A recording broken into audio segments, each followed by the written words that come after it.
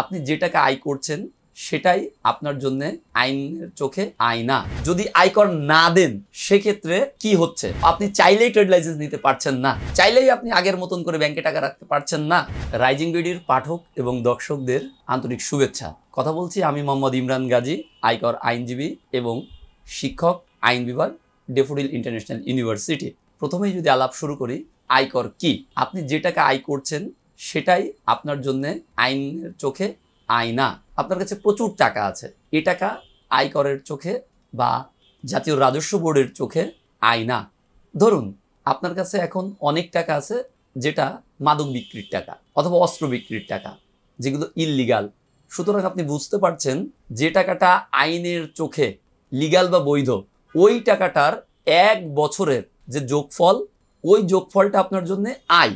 এবং সরকার নির্ধারিত যে ধাপগুলো আছে বা যে অঙ্কগুলো ঠিক করে দেওয়া আছে, ধরুন আপনি একজন পুরুষ, তাহলে বার্ষিক যদি আপনার ইনকাম 3,50,000 টাকার বেশি হয়, তাহলে ওই যে আপনার বার্ষিক ইনকাম ছিল, ওই ইনকাম অনুযায়ী গণনা শেষ করলে যে টাকাটা কর হিসেবে আপনার উপর আরোপিত হবে, ওটা হচ্ছে আপনার জন্য আয়কর। এই আয়করটা আপনি কেন দেন জানেন তো? একদম শুরুতেই আপনার মনে রাখতে হবে, এই আয়করটা আপনি দেন এই রাষ্ট্রের উন্নয়নের জন্য। ধরুন আপনি এখন আছেন 2021-22 সালের দিকে, পৃথিবীব্যাপী করোনা মহামারী চলমান। এই সময়ে বাংলাদেশে প্রচুর মানুষ করোনার জন্য টিকা গ্রহণ করেছে এবং আপনি নিজেও হাতে 2বার টিকা নিয়েছেন, কেউ কেউ 3বারও নিয়েছেন। এই যে টিকার জন্যে সরকারের ব্যবস্থাপনা, যে খরচাদি, এ সবই চলেছে আপনার করের টাকায়। আপনি বাড়িতে ঘুমিয়ে আছেন, আপনার যে নিরাপত্তা, এই নিরাপত্তার বিধান রাষ্ট্র করছে এই করের টাকায়।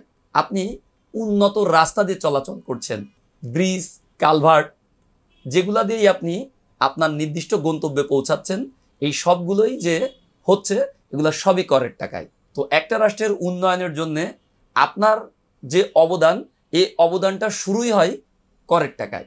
যে বড় বড় সরকারি অট্টালিকা দেখেন, এই পাশেই থাকা সচিবালয়, এখানে যারা কাজ করছে তাদের যে বেতনাদি, এটাও দেওয়া হয় আপনারই করের টাকায়। এখন যদি আমরা একটু আলাপ করি যে আয়কর আপনি দিচ্ছেন, তো যদি আয়কর না দেন সেক্ষেত্রে কি হচ্ছে বা কি হতে পারে?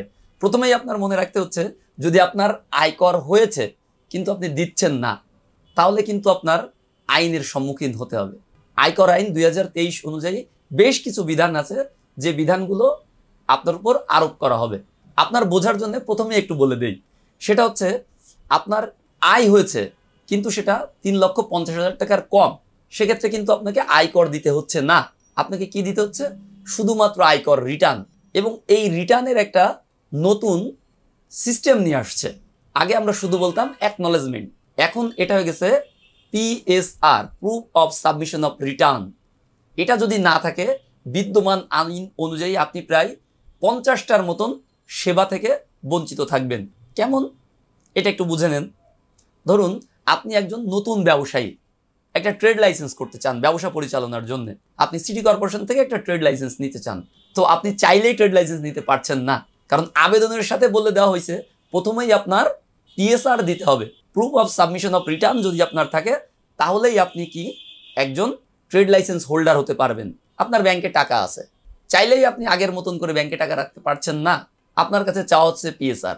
আপনার একটা জমি আছে, জমিটা বিক্রি করবেন, কিছুদিন আগেও ছিল, চাইলেই আপনি ক্রেতা ঠিক করে রেজিস্ট্রি অফিসে বিক্রি করে দিতেন, কিন্তু এখন আর এই সিস্টেম নেই। আপনার প্রথমে রিটার্ন জমা দিয়ে PSR নিয়ে তারপরে যেতে হয় রেজিস্ট্রি অফিসে। সাব রেজিস্ট্রার আগে দেখতে চাই যে আপনার PSR আছে কিনা, আপনি রিটার্ন জমা দেন কিনা। এরকম নানান রকম ভাবে সরকার আপনাকে বেঁধে দিয়েছে এবং আপনি যেখানেই থাকেন আপনার মনে হচ্ছে যে না, আমার কর দিতে হচ্ছে না, কিন্তু আসলে তা না। আপনি কিন্তু এই যে নেট, এই নেটের মধ্যেই আছেন। Double million offer Walton fridge কিনে পেতে পারেন 20 লক্ষ টাকা, রয়েছে কোটি কোটি টাকার নিশ্চিত উপহার।